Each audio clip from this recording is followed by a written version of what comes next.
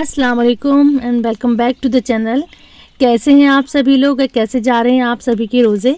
मौसम देखिए कैसे करवटें ले रहा है। थोड़ी देर में हो जाती है गर्मी, दिन के टाइम हो जाती है गर्मी और शाम से रात तक फिर मौसम ठंडा हो जाता है। तो इस वजह से सभी के गले वगैरह भी ख़राब चल रहे हैं। तो शुरू करते हैं आज का व्लॉग। तो शुरुआत करती हूँ मैं अपने सूट की स्टिचिंग से। मैंने पिछले व्लॉग में दिखाया था कि मैं सूट स्टिच कर रही हूँ, तो अल्हम्दुलिल्लाह वो 2 दिन में रेडी हो गया और मैं बहुत खुश हूँ। क्योंकि सारे काम के साथ, क्योंकि मैं प्रोफेशनल टेलर तो हूँ नहीं, तो मुझे जैसा जैसा टाइम मिलता है मैं वैसे वैसे स्टिचिंग कर लेती हूँ और स्टिचिंग करना मेरी हॉबी है। तो जो लगता है कि मुझे सूट खुद स्टिच करना चाहिए, मैं उसको खुद स्टिच कर लेती हूँ। तो मैं इसकी दिखा रही हूँ किस तरह से मैंने फैशन पट्टी के साथ लेस लगाई है और ये सूट हो गया है तैयार।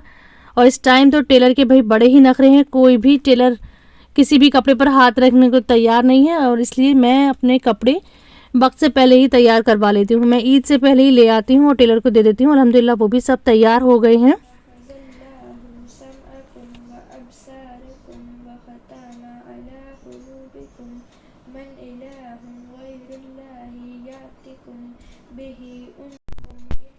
ये है अब दोपहर का टाइम। तो यहाँ पर ज़ोहर की नमाज़ पढ़ने के बाद कुरान की तिलावत हो रही है, तो हम सभी बैठकर यहाँ पर कुरान पढ़ते हैं इस वक्त। अच्छा, आज मैंने अफ्तार में किसी को घर पर बुलाया है, तो मैं उसी की तैयारी कर रही हूँ। तो सबसे पहले मैं खाना बनाकर तैयार कर लूँगी। तो मैं यहाँ पर चिकन का कौरमा बनाऊँगी और साथ साथ अफ्तारी की भी तैयारियाँ चल रही हैं।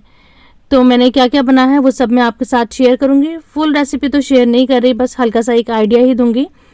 और यहाँ पे चिकन को मैं अच्छी तरह से फ्राई कर लेती हूँ। जब भी मैं चिकन का नॉर्मली कौरमा बनाती हूँ तो चिकन को पहले बहुत अच्छी तरह से फ्राई करती हूँ, फिर उसके बाद उसका मसाला तैयार करती हूँ। और साथ ही इफ्तारी की तैयारी चल रही है। तो यहाँ पर बेटी बैठकर समोसे स्टफ़ कर रही हैं। तो ये चिकन की स्टफिंग मैंने तैयार कर ली थी और यहाँ पर बेटी बहुत अच्छी तरह से बना रही है। मैं बहुत बड़े लोगों को देखती हूँ, बड़े बड़े लोगों को देखती हूँ, क्योंकि हमारे नेबर्स के यहाँ से भी चिकन समोसे वगैरह आते हैं, तो वो बिल्कुल भी अच्छा शेप नहीं दे पाते हैं समोसे का। बहुत ही किसी किसी के ही शेप्स अच्छे होते हैं समोसे के, लेकिन बेटी देखिए मेरी माशाल्लाह कितनी अच्छी तरह से इनको फोल्ड कर रही है और बिल्कुल प्रॉपर इनका शेप आ रहा है। तो मैं इनकी यहाँ पर तारीफ़ करी थी कि बहुत ही अच्छी तरह से ये समोसे तैयार कर रही हैं। और उधर मैं भी अपने काम कर रही हूँ। तो जब भी मैं किसी की दावत करती हूँ तो जिसको जो बन पड़ता है, घर में सब अपनी अपने हिसाब से मेरी हेल्प करते हैं। और देखिए कितनी तेज़ी से ये बरकतों का, ये रहमतों का महीना गुजर रहा है। जैसे जैसे दिन करीब आ रहे हैं तो एक मुझे बड़ी ही मायूसी सी हो रही है, क्योंकि एक रूटीन होता है रमज़ान में, हर काम का, हर चीज़ का एक रूटीन होता है। उस वजह से ज़्यादा इबादत भी हो जाती है, ज़्यादा कुकिंग भी हो जाती है और अल्हम्दुलिल्लाह खूब इफ्तारी बढ़ भी जाती है और हम इफ्तार पर किसी को बुला भी लेते हैं और कोई हमें बुला भी लेता है। तो मैं यहाँ पर दिखाऊं कि मैंने क्या क्या आज बनाया है। तो ये है मिक्स पकौड़े और जैसे जैसे मेरी चीज़ तैयार होती जाती है ना, मैं वैसे वैसे टेबल पर उसको रखती जाती हूँ ताकि किचन भी बिल्कुल क्लीन रहे, मतलब किचन में बहुत ज़्यादा मैस ना हो जाए। और टेबल पर भी मैं चीज़ रखती जाती हूँ जैसे तैयार होते जाते हैं। और साथ ही मैं यहाँ पर बना रही हूँ ब्रेड पकौड़े। चने की चाट बनकर तैयार हो गई थी, उसको मैंने सर्विंग बोल में निकाल दिया है और उसके ऊपर मैंने क्लीन शीट लगा दी है। तो मिक्स पकौड़े भी तैयार हो गए थे। अब मैं यहाँ पर ब्रेड पकौड़े फ्राई कर रही हूँ। दही बड़े भी मैंने दही, सौंठ मसाला वगैरह सब डालकर तैयार कर दिया है और उनको मैंने सर्विंग बोल में निकाल दिया है। और ये आ गई थी इमरती, गरम गरम इमरती थी, तो मैंने इनको माइक्रोवेव में रख दिया था। जब बिल्कुल अफ्तार का टाइम होगा तब मैं इनको बाहर निकाल लूँगी। और साथ ही यहाँ पर ये चिकन समोसे ये फ्राई हो रहे हैं और साथ ही बन रही है यहाँ पर चाट पापड़ी।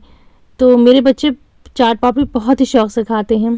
तो मैंने सुबह पापड़ी बनाकर तैयार कर ली थी, फजर के बाद मैंने पापड़ी बना ली थी और अब मैं उसको असेंबल कर रही हूँ। उसके ऊपर चने डालूँगी, आलू डालूँगी, मसाले डालूँगी, दही, हरी चटनी, लाल चटनी, सौंठ वगैरह डालकर इसको हम खाएंगे। और देखिए आज भी हमारे नेबर के यहाँ से अल्हम्दुलिल्लाह इफ्तारी आई है। तो मैं दिखाऊँ यहाँ पर क्या आई है। जब इतनी सारी इफ्तारी होती है और फिर पड़ोस से भी कहीं ना कहीं से आ जाती है तो समझ में नहीं आता कि उनकी खाएँ या अपनी खाएँ, क्योंकि बहुत लिमिटेड ही खाया जाता है। रोज़े के बाद बहुत ज़्यादा नहीं खाया जाता, बहुत ही कमी से खाया जाता है। तो आप लोग बताइएगा कि आप लोग किस तरह से खाते हैं? आप लोग इफ्तारी ज़्यादा करते हैं या खाना खाते हैं? ज़्यादातर लोग यही करते हैं कि हल्की सी इफ्तारी करने के बाद खाना खाते हैं।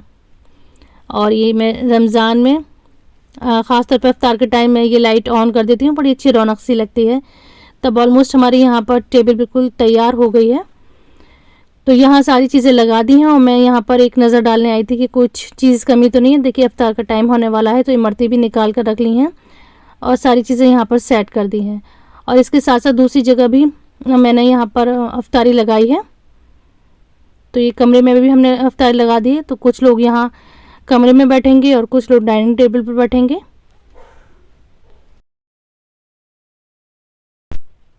तो अब बस इफ्तार का टाइम होने वाला है, हम लोग अपनी अपनी जगह पर बैठ गए हैं और इस टाइम यहाँ बैठकर दुआएं करेंगे।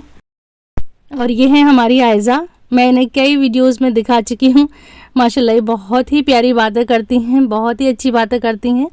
हर किसी का इनकी बातों से दिल खुश हो जाता है।